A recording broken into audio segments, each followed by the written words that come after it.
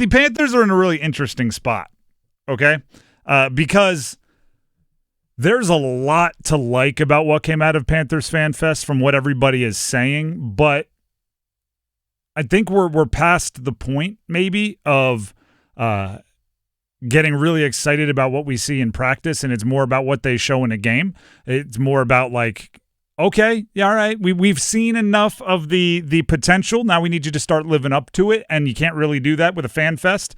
Do it against someone else. It's like if somebody says they're like, I'm going to try to be a stand-up comedian because, I always crush these wedding speeches. And I'm like, well, no, that's the warmest room. Everybody wants to laugh with you. Doing it there is not the same as, getting a group of people you don't know in a comedy cellar of some kind to laugh. It's different.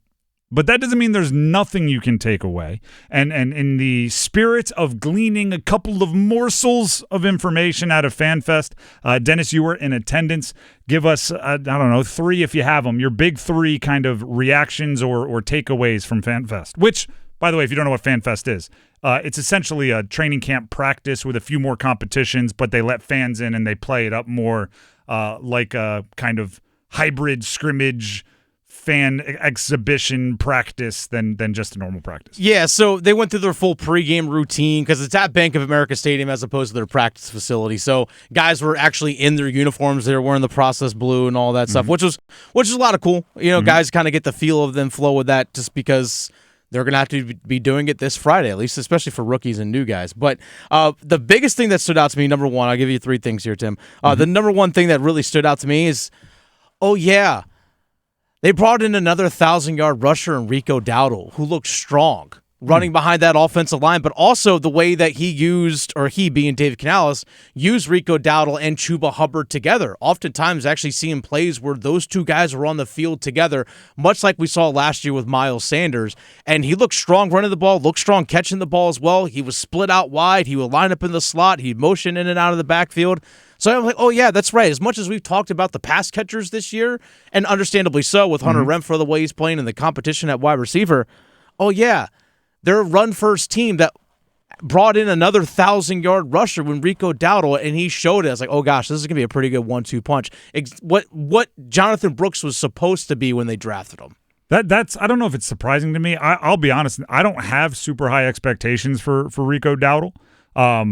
1,000-yard rusher, but barely last year. I just keep looking at how bad the Cowboys' backfield is right now and going, Dowdle wasn't that expensive. Like, it seems like, the Cowboys, maybe if maybe that's why, and I don't know why I would be like, oh, Jerry Jones knows what's going on. But it's like the fact that he was available for the price makes me think, maybe I should temper expectations. But it's good that he looks good. I mean, yeah. I think he is kind of the direct backup to Chuba, in that if Chuba goes down, Dowdle just steps right into that same workload. But if you can get them both on the field, that's, I guess, a little interesting. Gives another tool in the tool bag of one Dave Canales. I think it's a good complimentary back to Chuba Hubbard. I think that's the plan, is like these two are going to complement each other because there's the pass catching from Rico Dowdle was noticeable. Again, not something he's known for, but if he can do it, I'm with it. Oh, yeah. I kind of thought that would be where Trevor Etienne gets his opportunities if he does. But hey, whoever's most effective, make it happen. What's your number 2? Second one, free agent signing Bobby Brown. That is a massive human being who can also move. That's actually the thing that kind of stood out to me, is because a couple of the veteran guys had already a pre-planned veteran day off. For example, Derrick Brown didn't participate in any of the team activities when they went to 11-on-11. Same thing with A'Shawn Robinson and J.C. Horn. Those guys had already had it predetermined.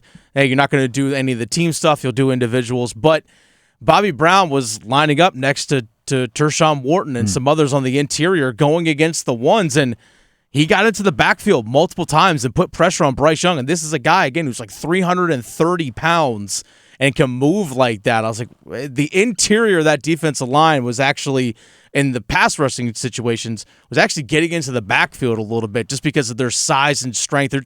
It's an upgrade from what we saw last year, plain and simple. That's fantastic to hear. Bobby Brown, just based on what he's done with the Rams, and as you mentioned, I think 332 is one of those, like, Well, if I hit the sauna for a couple of hours, I could get down close to 332. I think he's 340. Yeah, he probably is. But he's listed at what he's listed at. But I think the best thing he does is not move, right? The best thing he does is on run plays, takes two guys and anchors down and frees up everybody else. If on pass plays, he can get any kind of pass rush, any type of movement, I think that's all bonus, right? Because I think normally, especially the way they kind of work the interior of the defensive line, they're not. I don't think they're looking for Bobby Brown to get after the quarterback a ton. They're more looking at him to eat up blockers and let other guys get after the quarterback, or eat up blockers, let other guys get the tackles. He's not Derrick Brown, who's going to end with 100 tackles on the season. I think if he ends with 25, but gets a lot of thank yous from other guys that get tackles for making their job easier, then he's done his job.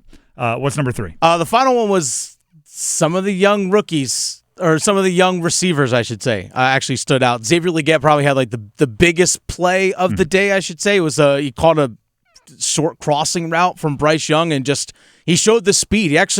He looked faster than he did at any point last year, even training camp, because, again, he had the surgery on his foot in the offseason. So he just looks healthier and stronger and faster, and just the confidence in himself is showing. And you saw it in that moment of that play. You're like, oh, that's the guy that they drafted to be. And then the second one, Jimmy Horn Jr. He actually showed a knack for getting open in the red zone, and even down near the goal line, even despite his lack of size. But because he's so shifty, so quick, he's just able to put one strong move on a defender, and he's open. That's the one thing that stood out. Jimmy Horn Jr. really popped on Saturday as well. So a couple of the young receivers that you expected in Legette and Jimmy Horn Jr. really showed out. No Hunter Renfrow again at practice. He was just in street clothes, which meant more reps for Jimmy Horn Jr. and some of the other guys that he's competing with a roster spot with. And he's making the most of that opportunity for sure. I saw a lot of the clips of Jimmy Horn, and I saw all of the gushing of those in attendance of Jimmy Horn Jr. Touchdowns, I think, are kind of the easiest. Like, you don't have to be an expert to go like, he scored 2 touchdowns. What a good day for Jimmy Horn Jr. Doesn't it seem like this whole preseason, has been like 4 days, Tedero McMillan, we're all going to praise you. 4 days, Hunter Renfrow, we're all going to praise you. And it's just going down the wide receiver room. Right now, it's obviously Jimmy Horn Jr.'s turn. Sure. And it's almost like I expect, starting about Wednesday, we're all going to start hyping up Jalen Coker. And it's I don't know. I don't know if it's intentional. I don't know if it's just such an egalitarian offense that that's how the season's going to be. Everybody's going to, nobody's going to get the ball forced to them. It's always going to be kind of whoever has the hot hand. But it's definitely Jimmy Horn Jr.'s turn in the spotlight. Everybody's excited about him. Everybody is talking about how the size hasn't affected him. And obviously I hope that's true. But it's just a weird phenomena about this particular preseason that for 5 days you couldn't escape highlight plays from Tedero McMillan. Then 5 days you couldn't escape somebody telling you it looked like Hunter Renfrow of 2021 when he was a Pro Bowler, and now you can't escape you can't take in any Panthers content without somebody saying the biggest surprise is Jimmy Horn Jr. And really, Hunter Renfrow didn't play, but we're not hearing much about McMillan. We're not hearing much about Renfrow since obviously he's kind of been sitting down with the injury. It's like not your turn right now. We're talking about Jimmy Horn Jr. and we'll see if it sticks.